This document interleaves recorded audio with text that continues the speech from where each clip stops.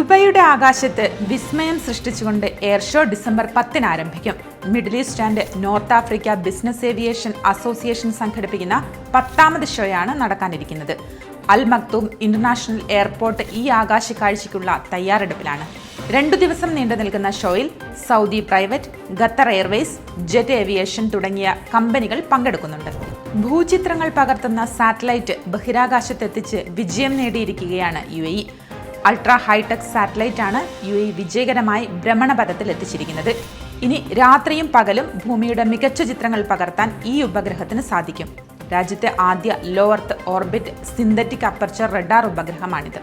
ദുബൈയിലെ 80% പരാതികളും അതിവേഗത്തിൽ പരിഹാരം കണ്ടിരിക്കുകയാണ് ദുബായ് കോടതി. കഴിഞ്ഞ 6 മാസത്തിനിടെ 80% കേസുകളും പരിഹരിച്ചു എന്നാണ് പുറത്തു വന്നിരിക്കുന്ന റിപ്പോർട്ടുകൾ.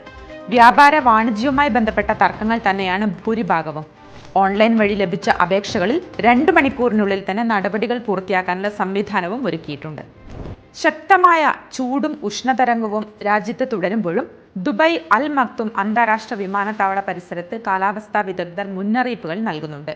പ്രദേശത്ത് കാഴ്ച കുറയാൻ സാധ്യതയുണ്ട്. മണിക്കൂറിൽ 40 കിലോമീറ്റർ വരെ വേഗത്തിൽ കാറ്റ് വീശാനും കടൽ പ്രക്ഷുബ്ധമാകാനും സാധ്യതയുണ്ട്. അതുകൊണ്ട് ബീച്ചിൽ പോകുന്നവർ പ്രത്യേകം ശ്രദ്ധിക്കുക.